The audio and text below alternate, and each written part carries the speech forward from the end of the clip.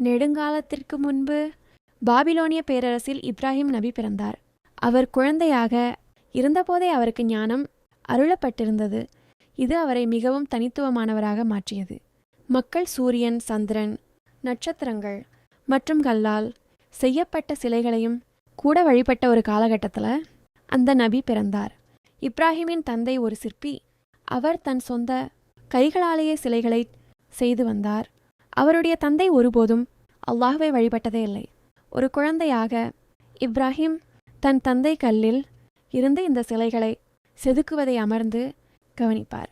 இந்த வேடிக்கையான சிலைகளை பற்றி இப்ராஹிமுக்கு ஆர்வம் ஏற்பட்டது. சில சமயங்களில் அவர் அவற்றை கொண்டு விளையாடவும் செய்தார். ஆனால் அதே சிலைகளை கோவில்களில் கண்டபோது அவர் குழப்பமடைந்தார். இந்த கல் சிலைகளுக்கு முன்னாள் மக்கள் ஏன் சாஷ்டாங்கமாக வணங்குகிறார்கள் என்று அவர் யோசித்தார். எனவே அவர் இதை பற்றி தன் தந்தையிடம் கேட்க முடிவு செய்தார். ஒரு நாள் அவருடைய தந்தை மார்டுக் சிலையைச் செதுக்கிக் கொண்டிருந்த போது அந்த நபி தன் தந்தையிடம், நீங்கள் உங்கள் சொந்த கைகளால் செய்யும் இந்த பொம்மைகளை மக்கள் ஏன் வழிபடுகிறார்கள் என்று கேட்டார். இவை நம்முடைய தெய்வங்களை குறிக்கின்றன என்று அவருடைய தந்தை பதிலளித்தார். அப்பொழுது இப்ராஹிமுக்கு 7 வயசுதான் என்றாலும் அவரால் தன் சிரிப்பை கட்டுப்படுத்த முடியல. இப்ராஹிமுக்கு இப்போது 16 வயது ஆகிவிட்டது.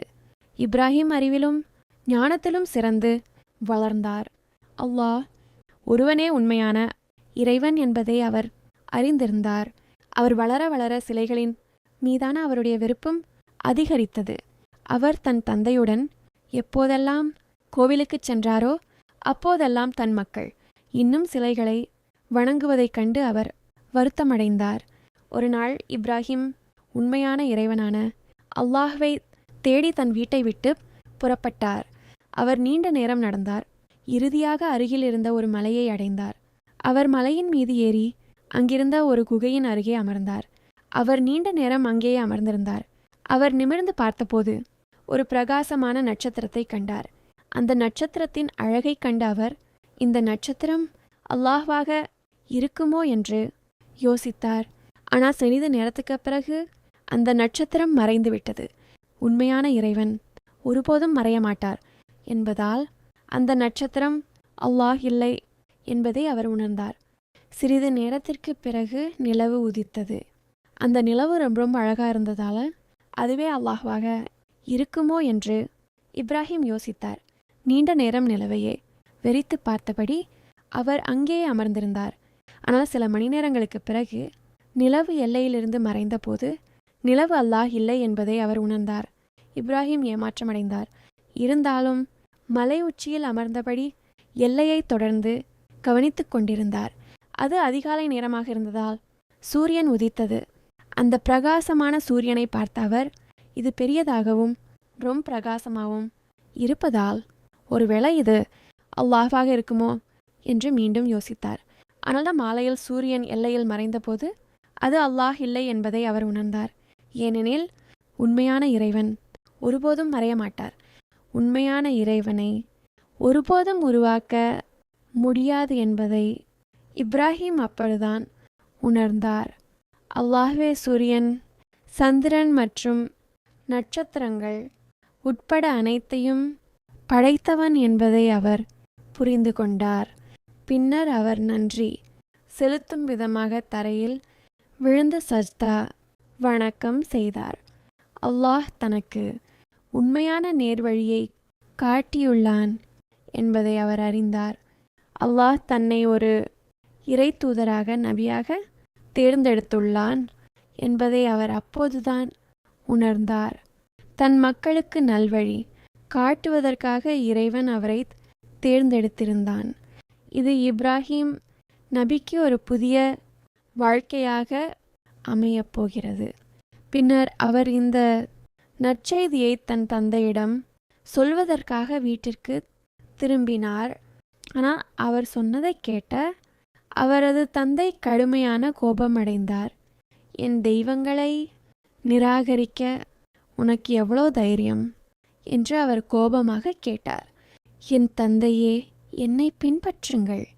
நான் உங்களை சரியான பாதையில் வழி நடத்துவேன். நீங்கள் உங்களுடைய தவறை உணர்ந்து வருந்தாவிட்டால் அல்லாஹ் உங்களை தண்டிப்பான் என்று அந்த நபி தன் தந்தையிடம் கெஞ்சி கேட்டுக்கொண்டார்.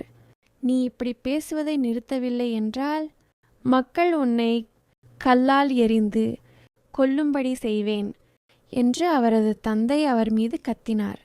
பின்னர் அவரது தந்தையால் அவர் வீட்டை விட்டு வெளியேறும்படி கேட்கப்பட்டார். இப்ராஹிம் தன் தந்தை தன்னை விரட்டிவிட்டதற்காக மிகவும் வருத்தமடைந்தார். தான் இதுக்கு மேல் எதுவும் செய்ய முடியாது என்பதை உணர்ந்த அவர் வீட்டை விட்டு வெளியேறி நடந்து சென்றார். பின்னர் அவர் தனது ராஜ்யத்தில் உள்ள மற்ற மக்களுக்கு வழிகாட்டுவதற்காக அவர்களிடம் சென்றார். மக்களை மீண்டும் அல்லாஹ்வின் பக்கம் அழைப்பதே தனது கடமை என்பதை அவர் உணர்ந்தார். இப்ராஹிம் சந்தைக்குச் சென்று அவர்களிடம், அல்லாஹ் ஒருவனே உண்மையான கடவுள். அல்லாஹ்வை தவிர வேறு கடவுள் இல்லை. அவனை தவிர வணக்கத்திற்குரியவர் வேற யாரும் இல்லை.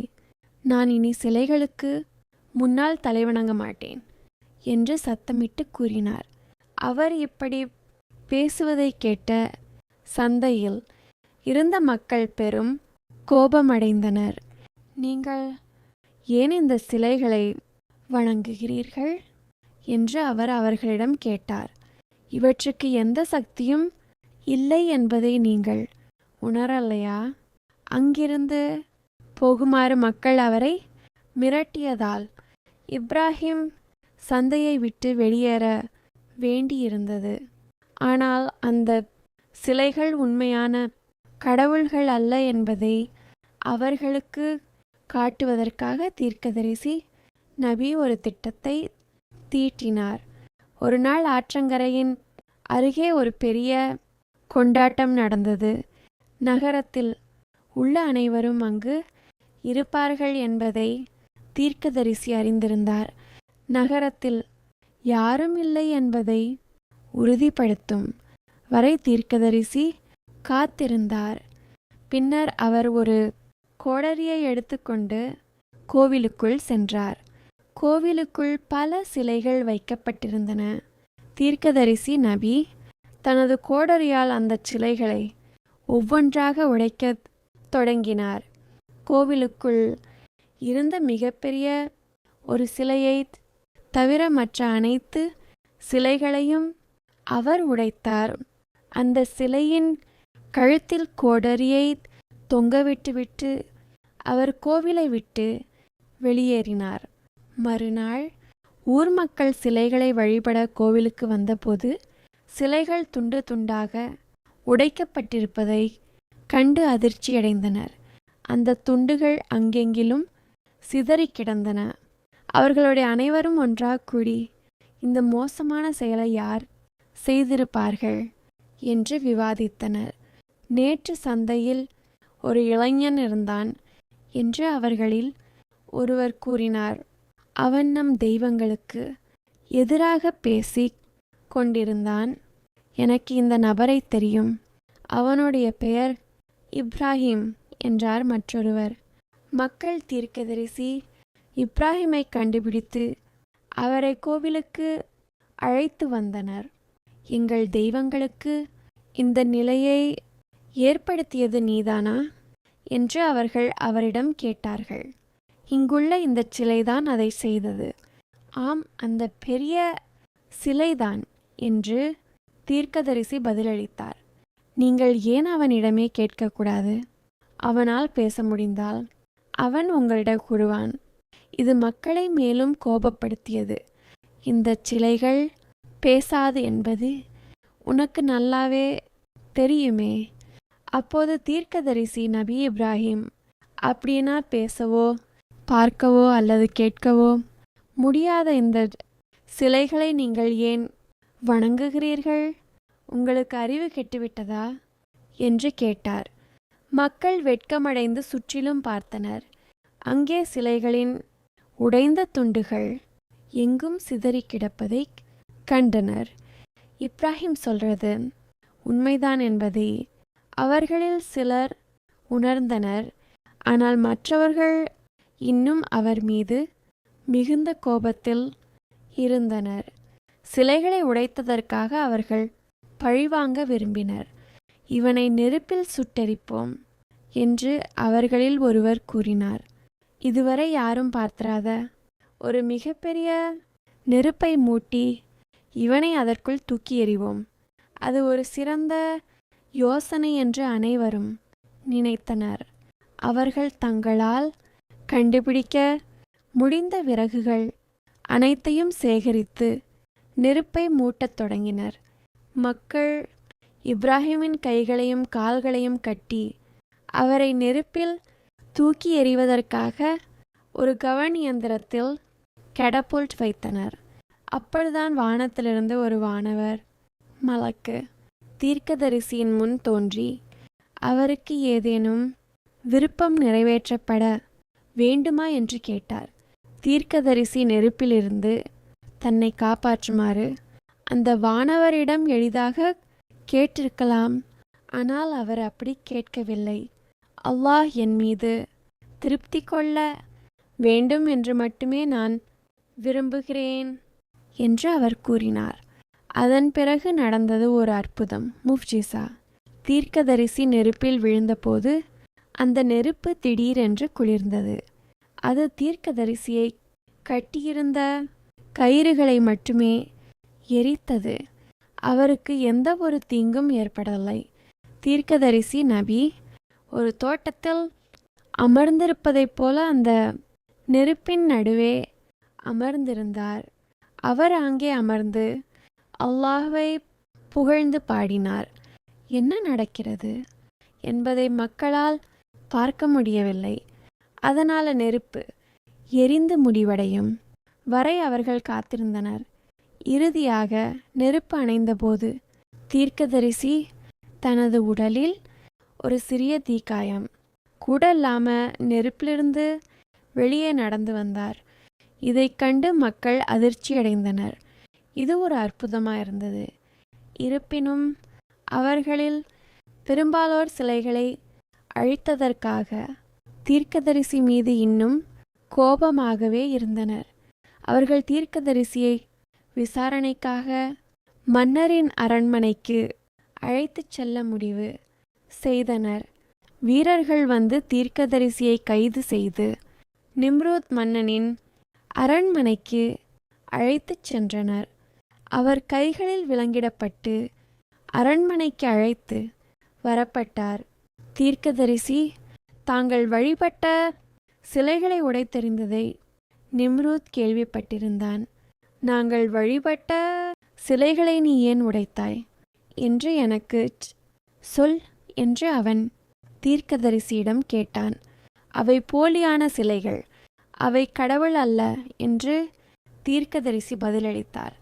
அப்படியென்றால் உண்மையான கடவுள் யார் என்று நிம்ரூத் கேட்டான். தீர்க்கதரிசி பணிவுடன், அல்லாஹ் ஒருவன் மட்டுமே உண்மையான கடவுள், அவனே உயிரையும் மரணத்தையும் வழங்குபவன் என்று பதிலளித்தார். அந்த நபியின் வார்த்தைகளை கேட்டவுடன் அரசன் கோபமடைந்தான். அவன் கோபமாக எழுந்து, நானும் உயிரையும் மரணத்தையும் கொடுக்க முடியும், காத்திரு, நான் உனக்கு காட்டுகிறேன் என்றான். அவன் தனது படைவீரர்களை அழைத்து தனது 2 அடிமைகளை நீதிமன்றத்திற்கு கொண்டு வரச் சொன்னான். அவன் காவலர்களிடம் முதல் அடிமையை கொல்லச் சொன்னான். கட்டளையை கேட்ட காவலன் தனது வாளால் அடித்து அந்த அடிமையை கொன்றான். பார்த்தாயா, நான் மரணத்தை கொடுக்க முடியும் என்று நிம்ரூத் பெருமையாகச் சொன்னான். இப்போது மற்ற அடிமையையும் கொல்லுங்கள். ஆனால் காவலன் மற்ற அடிமையை வாளால் அடிக்க முன்பே நிம்ரூத் அவனை நிறுத்தச் சொன்னான். அவனை கொல்லாதே, அவன் உயிரோடு இருக்கட்டும். பின்னர் அவன் நபியை நோக்கி, நானும் உயிரை கொடுக்க முடியும், நீ இப்போதுதான் பார்த்தாய் என்றான். அப்பொழுது நபி கூறினார், சூரியனை கிழக்கில் உதிக்கச் செய், அதை மேற்கில் உதிக்கச் செய்ய முடியுமா? உன்னால் அதை செய்ய முடியுமா? நிம்ரூத் பேச முடியாமல் நின்றான். நபி தன்னை எதிர்த்து பேசினதற்காக அவன் கோபமடைந்தான். இருவரும் தொடர்ந்து விவாதித்தனர். இறுதியில் அரசன் இப்ராஹீமை செல்ல அனுமதித்தான். இப்ராஹீமின் புகழ் முழு இராச்சியத்திலும் பரவியது.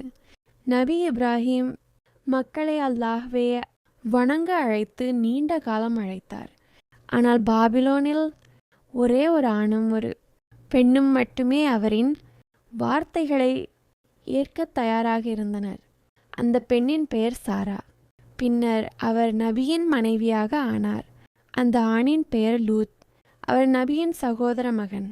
பின்னர் அவரும் ஒரு நபியாக ஆனார். பல ஆண்டுகள் மக்களை அல்லாஹ்வின் பாதைக்கு அழைத்த பிறகு வேறு யாரும் தனது வார்த்தைகளை ஏற்கப் போவதில்லை என்பதை நபி உணர்ந்தார். அதனால் அவர் வேற ஒரு நாட்டிற்கு ஹிஜ்ரத் செய்ய முடிவு செய்தார். பின்னர் நபி தனது தந்தையையும் தன்னுடன் வரச் சொன்னார்.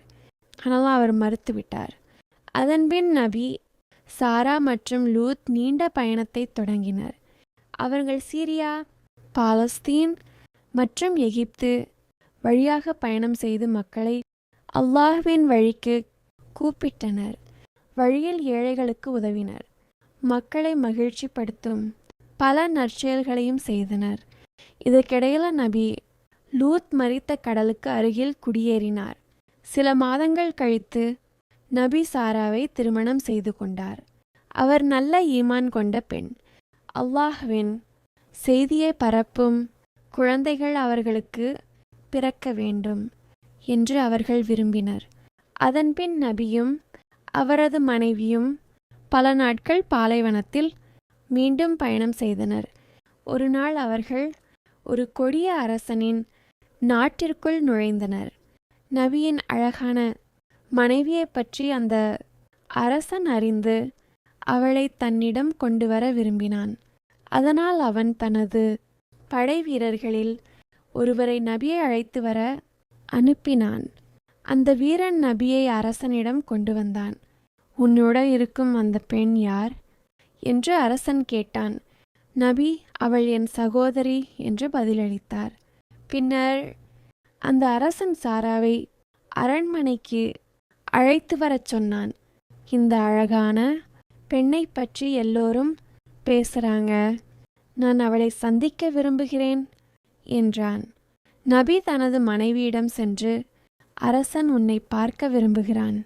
நான் அவனிடம் நீ என் சகோதரி என்று கூறியுள்ளேன். ஆகையால் நீ ஒருபோதும் என் மனைவி என்று சொல்லாதே என்றார். சாரா அரண்மனைக்கு சென்றபோது அரசன் அவளது அழகைக் கண்டு மெய்மறந்தான்.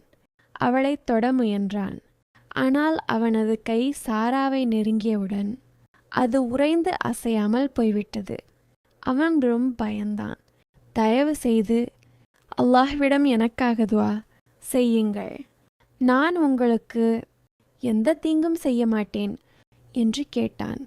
சாரா அல்லாஹ்விடம் துஆ செய்தவுடன் அவனது கை அதிசயமாக குணமடைந்தது. ஆனால் கை குணமான உடனே அந்த முட்டாள் அரசன் மீண்டும் சாராவை தொட முயன்றான். மறுபடியும் அவனது கை உறைந்து போய்விட்டது. தயவு செய்து அல்லாஹ்விடம் எனக்காக துஆ செய்யுங்கள், இனி நான் உங்களுக்கு எந்த தீங்கும் செய்ய மாட்டேன் என்று அரசன் சொன்னான். சாரா மீண்டும் அல்லாஹ்விடம் துஆ செய்தார். இரண்டாவது முறையும் அவனது கை குணமடைந்தது. இந்த முறை சாரா சாதாரண பெண் அல்ல என்பதை அரசன் உணர்ந்தான். அதனால் அவளுக்கு ஒரு பரிசளித்தான். தனது எகிப்திய வேலைக்கார பெண்ணான ஹாஜரை அவளுக்கு அளித்தான். சாரா வீட்டிற்கு திரும்பிய போது நபி என்ன நடந்தது என்று கேட்டார். அல்லாஹ் அந்த கொடிய அரசனுக்கு ஒரு பாடம் கற்றுக் கொடுத்தான். மேலும் அவன் எனக்கு ஹாஜர் என்ற வேலைக்காரியை பரிசாக அளித்தான் என்று சாரா கூறினார். ஆண்டுகள் கடந்தன. நபி வயதாகிவிட்டார். அவரது முடி நரைத்தது. இருந்தாலும் அவர் மக்களை அல்லாஹ்வின் வழிக்கு கூப்பிடுவதை நிறுத்தவில்லை. சாராவும் வயதாகிவிட்டார். தமக்கு இனி குழந்தை பிறக்காது என்பதை அவர் உணர்ந்தார். ஆகவே அவர் நபியிடம் ஹாஜரை திருமணம் செய்ய சொன்னார். மேலும் அல்லாஹ் அவர்களுக்கு ஒரு குழந்தையை அருள வேண்டும் என்று துஆ செய்தார். சில மாதங்கள் கழித்து ஹாஜருக்கு ஒரு ஆண் குழந்தை பிறந்தது. அவனுக்கு இஸ்மாயில் என்று பெயர் வைத்தனர். அப்போது நபி மிகவும் வயதானவராக இருந்தார். ஒரு நாள் நபி தூக்கத்தில் இருந்து எழுந்தபோது அல்லாஹ் தன்னிடம் ஏதோ செய்ய சொல்கிறான் என்று உணர்ந்தார். அவர் ஹாஜரிடம் சென்று, இஸ்மாயிலை அழைத்துக்கொள், நீண்ட பயணத்திற்கு தயாராகு என்றார். அவங்க பல நாட்கள் நடந்து அல் மர்வா மலையின் அருகிலுள்ள வறண்ட பாலைவன பள்ளத்தாக்கை அடைந்தனர். பின்னர் நபி திரும்பி நடக்கத் தொடங்கினார். அவரது மனைவி அவசரமாக அவரை பின்தொடர்ந்தார். எங்களை விட்டு போகிறீர்களா என்று அழுதபடி கேட்டார். ஆனால் நபி எந்த பதிலும் அளிக்காமல் தொடர்ந்து நடந்தார். அவர் மீண்டும் அழைத்தார். இருந்தாலும் நபி அமைதியாகவே நடந்தார். இறுதியில் இது நபியின் சொந்த முடிவு அல்ல என்பதை அவர் புரிந்து கொண்டார். அல்லாஹ்வின் கட்டளையால் தான் அவர் இப்படி செய்கிறார் என்பதை உணர்ந்தார். நபி அல்லாஹ்விடம் தனது மனைவிக்கும் மகனுக்கும் உணவும் அருளவும் நல்ல மனம் கொண்ட மக்களை அவர்களிடம் அனுப்பவும் துஆ செய்தார். நபி விட்டு சென்ற தண்ணீரை ஹாஜர் குடித்து தன் குழந்தைக்கு பால் கொடுத்தார். ஆனால் தண்ணீர் விரைவில் முடிந்துவிட்டது. அவர்கள் இருவரும் கடுமையாக தாகமடைந்தனர். அவர் அருகிலிருந்த அல் மர்வா மலையை நோக்கி ஓடினார். அங்கே யாராவது இருக்கிறார்களா என்று பார்த்தார். ஆனால் யாரும் இல்லை. பின்னர் அவர் அல் சஃபா மலையை நோக்கி ஓடினார். அங்கேயும் யாரும் இல்லை. இவ்வாறு அவர் இந்த 2 மலைகளுக்கும் இடையில் 7 முறை ஓடினார். கடைசியாக அல் மர்வா மலையில் ஏறியபோது அவர் மிகவும் சோர்வடைந்திருந்தார். அப்பொழுதுதான் அவர் ஒரு சத்தத்தை கேட்டார். அவர் அமைதியாக நின்று மீண்டும் அந்த சத்தத்தை கேட்டார். 2வது முறையாக அந்த சத்தம் கேட்டபோது, யார் நீங்கள்? உங்கள் சத்தத்தை நான் கேட்டேன். எனக்கு உதவ ஏதாவது இருக்கிறதா என்று கேட்டார். அப்பொழுது ஒரு வானவர் பூமியை தோண்டி கொண்டிருப்பதை அவர் பார்த்தார். தொடர்ந்து தோண்டிய போது தண்ணீர் பொங்கி வந்தது. அது ஒரு அதிசயம். தண்ணீரை கண்டதும் ஹாஜர் அதற்கருகே ஓடி சென்று அதை சுற்றி ஒரு சிறிய தடுப்பு கட்டினார். பின்னர் தண்ணீரை கைகளால் எடுத்து குடித்தார். தன் தண்ணீர் பையை நிரப்பிக்கொண்டு தன் குழந்தையிடம் ஓடிச் சென்றார். இந்த தண்ணீர் தோன்றிய இடமே சம்சம் என்று அழைக்கப்படுகிறது. சில நாட்கள் கழித்து சில பயணிகள் மக்கா வழியாகச் சென்றனர். அல் மர்வாவை சுற்றி பறவைகள் பறப்பதை கண்டு அவர்கள் அங்கே வந்தனர். அவர்கள் அங்கே வந்தபோது ஒரு பெண்ணும் ஒரு குழந்தையும் தண்ணீர் அருகே இருப்பதைக் கண்டு ஆச்சரியப்பட்டனர். நாங்கள் இங்கே தங்கி இந்த தண்ணீரை பயன்படுத்தலாமா என்று கேட்டனர். ஹாஜர் சம்மதித்தார். அவர்கள் சம்சம் தண்ணீரை குடித்தனர். அதன்பின் பலரும் அங்கே வந்து குடியேறினர். அந்த இடம் உயிர்ப்புடன் மாறியது. இப்போது ஹாஜரும் அவரது குழந்தையும் தனியாக இல்லை. இஸ்மாயில் வளர்ந்து அல் மர்வாவில் குடியேறிய மக்களிடமிருந்து அரபு மொழியை கற்றுக்கொண்டார். அவர் நல்ல பண்புகளும் நற்குணங்களும் கொண்ட சிறுவனாக வளர்ந்தார். மக்கள் அவரை மிகவும் நேசித்தனர். தன் தந்தையை பற்றி அவர் அடிக்கடி நினைத்தார். ஒரு நாள் அவர் திரும்பி வருவார் என்று நம்பினார். பின்னர் இஸ்மாயில் அங்குள்ள ஒரு பெண்ணை திருமணம் செய்து அமைதியாக வாழ்ந்தார். இதற்கிடையில் நபி இப்ராஹிம் தன் மகனை நீண்ட நாட்களாக பார்க்கவில்லை என்பதால் மிகவும் வருந்தினார். ஒரு நாள் அவர் மக்காவிற்கு சென்று தனது மனைவியையும் மகனையும் பார்க்க முடிவு செய்தார். பல நாட்கள் பயணம் செய்து இறுதியில் அல் மர்வாவை அடைந்தார். அங்கே வந்தபோது ஹாஜர் சில காலத்திற்கு முன்பு இறந்துவிட்டார் என்று மக்கள் கூறினர். அதை கேட்ட நபி மிகவும் துயரமடைந்தார். பின்னர் மக்கள், உங்கள் மகன் இஸ்மாயில் இன்னும் உயிருடன் இருக்கிறார் என்று சொன்னார்கள். அதை கேட்ட நபி மிகவும் மகிழ்ச்சியடைந்து அல்லாஹ்வுக்கு நன்றி கூறினார். இஸ்மாயில் தனது தந்தையை மீண்டும் சந்தித்தபோது ஓடி வந்து அவரை இறுக்கமாக அணைத்து கொண்டார். தன் கண்களை நம்ப முடியவில்லை. ஆனால் ஒரு நாள் அல்லாஹ் இப்ராஹீமை சோதிக்க முடிவு செய்தான். ஒரு இரவு நபி தூங்கிக் கொண்டிருக்கும்போது ஒரு கனவு கண்டார். அந்த கனவில் அவர் தனது மகனை அல்லாஹ்விற்காக பலியிடுவதை பார்த்தார். அவர் விழித்தபோது அதை ஒரு சாதாரண கனவாய் எண்ணி விட்டுவிட்டார். ஆனால் மறுநாளும் அதே கனவு வந்தது. அப்பொழுது அது சாதாரண கனவு அல்ல, அல்லாஹ் தனது மகனை பலியிடுமாறு கட்டளையிடுகிறான் என்பதை அவர் உணர்ந்தார். நபி தனது மகனிடம் சென்று அந்த கனவை பற்றி கூறினார். இஸ்மாயில் அது அல்லாஹ்வின் கட்டளை என்பதை உணர்ந்தார். அல்லாஹ் உங்களிடம் கட்டளையிட்டதை செய்யுங்கள் என்று அவர் தனது தந்தையிடம் கூறினார். அடுத்த நாள் நபி ஒரு கயிறையும் ஒரு கத்தியையும் எடுத்துக்கொண்டு தனது மகனுடன் அரஃபாத் மலையை நோக்கி சென்றார். மலையின் உச்சியை அடைந்தபோது, பலியிடும்போது நான் அசையாமல் இருக்க என் கைகளையும் கால்களையும் கட்டிவிடுங்கள் என்று இஸ்மாயில் கேட்டார். நபி அவரது கைகளையும் கால்களையும் கட்டினார். பின்னர் தன் மகன் துன்பப்படுவதை பார்க்க வேண்டாம் என்பதற்காக தன்னைத்தானே கண்மூடி துணியால் கட்டி கொண்டார். நபி கத்தியை உயர்த்தினார். ஆனால் திடீர்னு வானத்திலிருந்து ஒரு குரல் கேட்டது. அவர் கண்மூடியை அகற்றிய போது வானத்திலிருந்து ஒரு ஆடு அனுப்பப்பட்டிருப்பதை பார்த்தார். இஸ்மாயிலுக்கு பதிலாக பலியிட அல்லாஹ் அந்த ஆட்டை அனுப்பியிருந்தான். தன் மகன் உயிருடன் இருப்பதால் நபி மிகவும் மகிழ்ச்சி அடைந்தார். நபியும் அவரது மகனும் அல்லாஹ்வின் கடினமான சோதனையை வெற்றிகரமாக கடந்து விட்டனர். இப்ராஹீம் அந்த ஆட்டை அறுத்தார். பின்னர் அவர்கள் பெரிய கொண்டாட்டம் செய்தனர். நபியும் அவரது மகனும் தொடர்ந்து மக்களை அல்லாஹ்வை வணங்க அழைத்தனர். ஆனால் அல்லாஹ்வை வணங்க அவங்களுக்கு ஒரு இடம் இல்லை.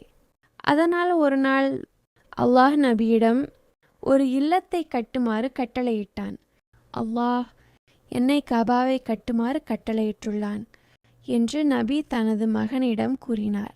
அதற்கு இஸ்மாயில், உங்கள் இறைவன் உங்களுக்கு கட்டளையிட்டதை செய்யுங்கள் என்று பதிலளித்தார். பின்னர் நபி தனது மகனிடம், கபாவை கட்ட எனக்கு உதவுவாயா என்று கேட்டார். இஸ்மாயில் சம்மதித்தார். அவர்கள் கபாவின் அடித்தளத்தை கட்ட தொடங்கினர். இஸ்மாயில் கற்களை கொண்டு வந்தார். இப்ராஹீம் அந்த இல்லத்தை கட்டினார். அவர்கள் அடித்தளத்தையும் மூலைகளையும் முடித்தபோது ஒரு மூலையை நிரப்ப ஒரு கல்லை கொண்டு வருமாறு இப்ராஹீம் இஸ்மாயிலிடம் கூறினார். இஸ்மாயில் சென்றிருந்தபோது ஒரு வானவர் நபியிடம் ஒரு கல்லை கொண்டு வந்தார். அந்த கல்லாதம் நபியால் சொர்க்கத்திலிருந்து பூமிக்கு கொண்டு வரப்பட்டது என்று அந்த வானவர் கூறினார். இஸ்மாயில் சில நேரம் கழித்து திரும்பி வந்தார். அந்த கல்லை கண்டதும் அவர் ஆச்சரியப்பட்டு அது எங்கிருந்து வந்தது என்று தனது தந்தையிடம் கேட்டார். அதை ஒருபோதும் சோர்வடையாத ஒருவர் கொண்டு வந்தார் என்று இப்ராஹீம் பதிலளித்தார். இவ்வாறு அவர்கள் கபாவை கட்டி முடித்தார்கள். அவர்கள் செய்த இந்த பணியை அல்லாஹ் ஏற்றுக்கொள்ள வேண்டும் என்று பிரார்த்தித்தார்கள். அல்லாஹ் தனது தூதரையும் அவரது மகனையும் மிகவும் மகிழ்ச்சியுடன் பாராட்டினார். ஏனெனில் அவர்கள் அல்லாஹ்வின் செய்தியை பிராபிக் கொண்டிருந்தார்கள். மக்களிடையே ஹஜ்ஜை அறிவியுங்கள். காலம் சென்றது. நபி இப்ராஹீமும் அவரது மனைவி சாராவும் வயதானார்கள். ஒரு நாள் நபி தனது வீட்டின் வெளியே அமர்ந்திருந்தபோது 3 மனிதர்கள் தன்னிடமே நடந்து வருவதை கண்டார். அந்த மூவர் உண்மையில் அல்லாஹ் அனுப்பிய மலக்குகள், தேவதூதர்கள். நபி அவர்களை வீட்டுக்குள் வரவேற்று உணவு வழங்கினார். ஆனால் அவங்களுடைய உணவை தொடவே இல்லை. அதை பார்த்த நபி பயந்தார்.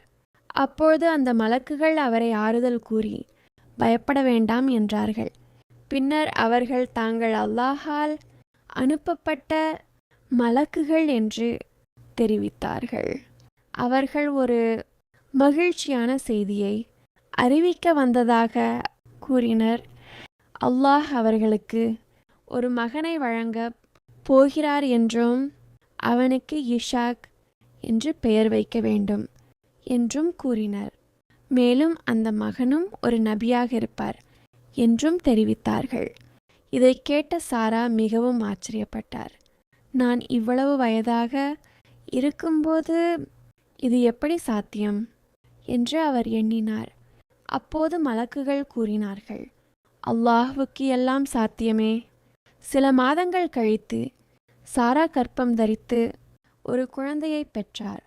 மலக்குகள் கூறியபடி நபி அவருக்கு இஷாக் என்று பெயரிட்டார். அவர் மீது சமாதானம் உண்டாவதாக. பல ஆண்டுகள் கழித்து நபி இப்ராஹிம் தனது மகன் இஸ்மாயிலை மிகவும் நினைத்தார். ஆகவே அவரை பார்க்கச் சென்றார். ஆனால் இஸ்மாயிலின் வீட்டை அடைந்தபோது அவர் வீட்டில் இல்லை. அவரது மனைவி வெளியே வந்தார். நபி இஸ்மாயிலை பற்றி கேட்டபோது அவர் வாழ்வாதாரத்திற்காக வெளியே சென்றுள்ளார் என்று கூறினார். பின்னர் நபி அவங்க எப்படி வாழ்கிறாங்க அப்படின்னு கேட்டார். அதற்கு அவள் வாழ்க்கையில் உள்ள எல்லா கஷ்டங்களையும் குறைகளையும் கூறி முறையிட்டாள். அவர்கள் மிகவும் துன்பத்தில் வாழ்கிறார்கள் என்று கூறினாள். அல்லாஹ் வழங்கிய அருள்களுக்கு அவள் நன்றி கூறாதவள். இதை கேட்ட நபி அவள் தனது மகனுக்கு ஏற்ற மனைவி அல்ல என்று உணர்ந்தார். ஆகவே இஸ்மாயில் புரிந்து கொள்ளும் வகையில் ஒரு செய்தியை விட்டு சென்றார். உன் கணவர் திரும்பி வந்தால் என் வாழ்த்துக்களை சொல்லு என்றார். மேலும் வீட்டின் வாசற்படியை மாற்றச் சொல்லு. பின்னர் நபி தனது வீட்டிற்கு திரும்பிச் சென்றார். அன்றைய மாலை இஸ்மாயில் வீட்டிற்கு திரும்பிய போது ஏதோ வித்தியாசமாக இருப்பதை உணர்ந்தார். இன்னும் யாராவது வந்தாங்களா என்று கேட்டார். அவள் ஆம் என்று கூறி நபி சொன்ன செய்தியை தெரிவித்தாள். அந்த செய்தியை கேட்டதும் அன்று வந்தவர் தனது தந்தை என்பதை இஸ்மாயில் உடனே புரிந்து கொண்டார். அவர் என் தந்தை என்றார் இஸ்மாயில். அவர் உன்னை விவாகரத்து செய்யும்படி எனக்கு அறிவுறுத்தியுள்ளார். நீ உன் குடும்பத்தாரிடம் திரும்பிச் செல்லலாம். அவள் தனது வீட்டிற்கு திரும்பிச் சென்றாள். பின்னர் இஸ்மாயில் மற்றொரு பெண்ணை திருமணம் செய்தார். நீண்ட நாட்கள் கழித்து நபி இப்ராஹிம் மீண்டும் தனது மகனை பார்க்க வந்தார். இந்த முறை இஸ்மாயிலின் புதிய மனைவி கதவை திறந்தாள். நபி முன்பு போலவே சில கேள்விகளை கேட்டார். ஆனால் இந்த முறை அவளின் பதில்களை கேட்ட நபி மிகவும் மகிழ்ந்தார். ஏனெனில் அவள் மிகவும் நன்றியுணர்வும் நல்ல மனமும் கொண்ட பெண். அவள் அல்லாஹ்வுக்கு எப்போதும் நன்றி கூறிக்கொண்டிருந்தாள். உன் கணவர் வந்ததும் என் வாழ்த்துக்களை சொல்லு என்று நபி கூறினார். மேலும் இந்த வீட்டின் வாசற்படியை உறுதியாக வைத்திருக்க சொல்லு. அன்று மாலை இஸ்மாயில் வீட்டிற்கு வந்தபோது யாராவது வந்தார்களா என்று கேட்டார். அவரது மனைவி நடந்ததையெல்லாம் கூறினாள். அதை கேட்ட இஸ்மாயில் மகிழ்ச்சி அடைந்தார். அவர் என் தந்தை என்றார். நீயே இந்த வீட்டின் வாசற்படி. அவர் உன்னை என்றும் என்னுடன் வைத்திருக்கச் சொன்னார். ஆண்டுகள் கடந்தன. இறுதியில் நபி இப்ராஹிம் மரணமடைந்தார்.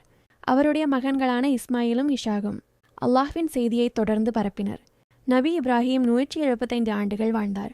அவரது வாழ்க்கை பல சோதனைகளால் நிரம்பியிருந்தது. ஆனால் அல்லாஹ்வின் மீது அவருக்கு உறுதியான நம்பிக்கை இருந்தது. இஸ்லாமில் நபி இப்ராஹிம் மிகவும் உயர்ந்த இடம் பெற்றவர். ஏனெனில் அவர் அல்லாஹ்வின் நண்பர் என்று அழைக்கப்படுகிறார். நபி இப்ராஹிமின் வாழ்க்கை நமக்கு ஒரு பெரிய பாடத்தை கற்பிக்கிறது. அல்லாஹ்வை முழு மனதுடன் நேசிக்க வேண்டும். எந்த சூழ்நிலையிலும் அவர் மீது நம்பிக்கை வைக்க வேண்டும். ஏனெனில் அல்லாஹ்வே சிறந்த திட்டமிடுபவர்.